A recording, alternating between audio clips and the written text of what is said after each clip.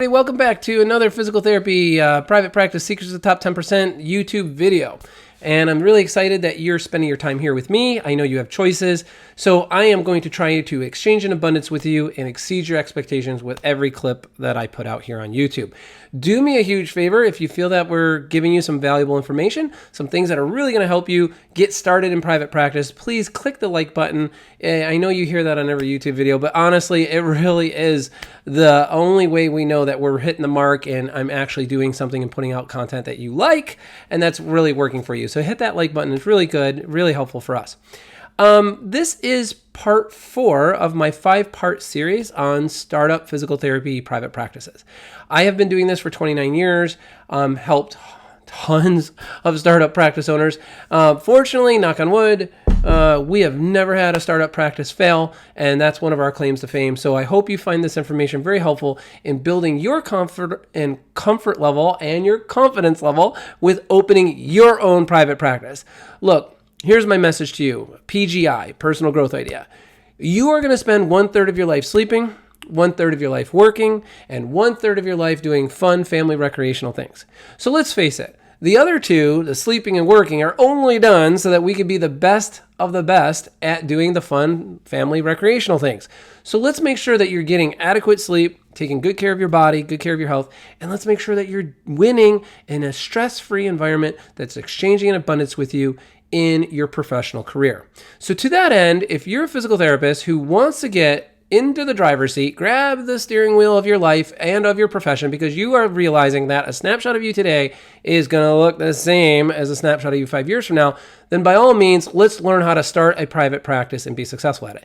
Now, I don't care if you're doing cash, hybrid model, insurance model, mobile PT model, doesn't matter. We have worked through each one of those formulas in a step-by-step, precisely sequenced series of actions that you need to take to be successful. And in this part 4 episode right now, we are up to the point where you're getting within the last, let's say 10 to 8 weeks before you're swinging your doors open. Okay. So you've got your financing, you've worked out your lease space, you've ordered your equipment, and we're ramping up to, hey, it's only a couple months away and our doors are swinging open. At that 8-week mark, you must start rolling out your marketing program. Okay, so if you don't have your marketing program worked out, you should definitely have it worked out before 8 weeks prior to doors opening. Because once you get that CFO, certificate of occupancy, that's when you can start actually treating patients in that space. Once you have your lease space, you should, this is ramping up, you should have all of your credentialing in as quickly as possible after you sign the lease and you have your designated location. Now, assuming that you're going to be able to take possession and move in and actually be ready to start treating patients before you're going to get your Medicare on-site review. Medicare on-site inspections will happen, depending on the state you're in, 60 to 120 days from when you apply. That's the most likely. Now, different states, different timeframes, different volumes, of course, right? So be aware of that.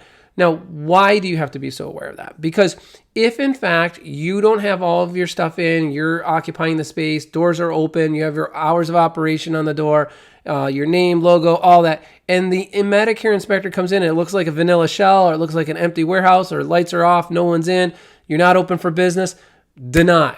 They're going to have to reschedule. It's going to delay your whole Medicare credentialing. So you got to time this kind of right? So usually when your door is open, within the first month of your doors being open, you want that Medicare on-site inspection. So you may have to hold back some Medicare claims until which time you get that authorization, you get that stamp of approval, right? Or just don't take Medicare patients until then, correct?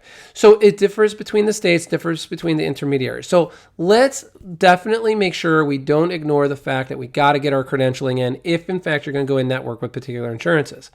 Tip number 2, which ones should I go in network with? I get that all the time. Well, figure out what is your cost to break even. What does it cost for you to deliver a unit of care, whether it be an hour or whether that be a visit. Figure out, of course, for those of you who are in Meg Academy, we have this formulation inside the Academy.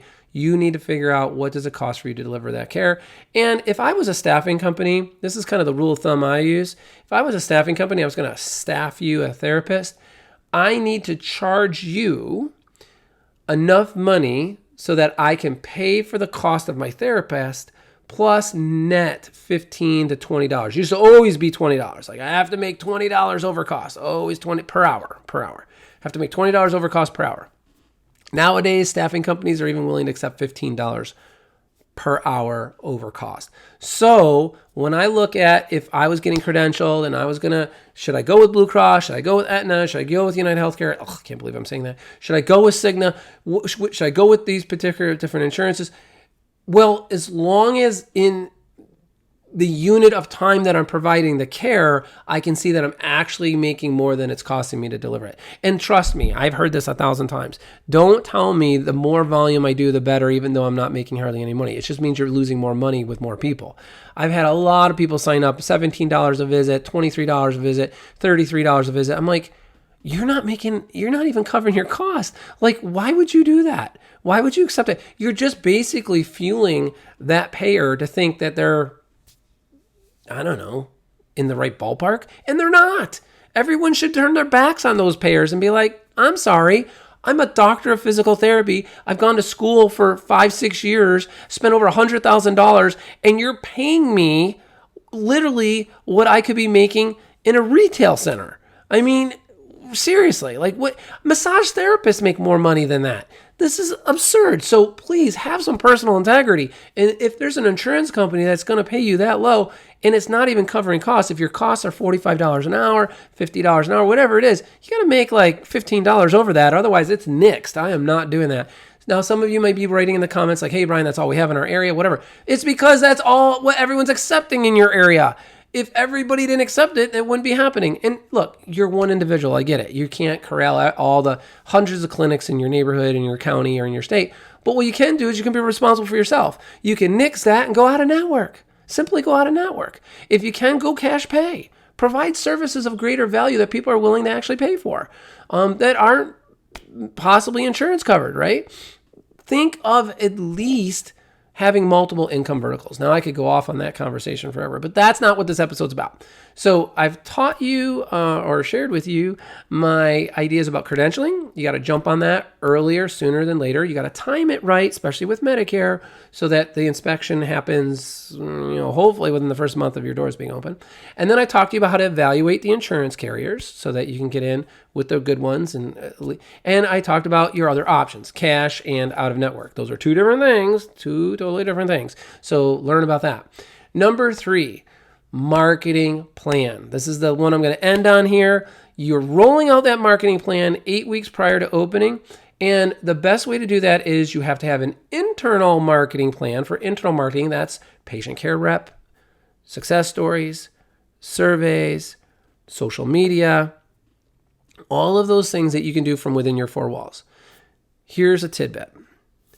If you are a high quality practice, literally 60% of all your evals should be coming to you from return business. These are patients who've been here before, friends, family members, neighbors, coworkers of a patient who's been here before.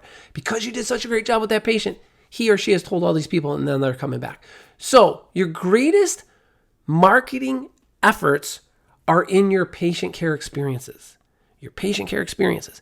The better you're able to care for the needs and wants of your patient to give them an overwhelmingly positive experience, the more new patients you're going to have coming to your office and the less effort and expense you have to spend for it.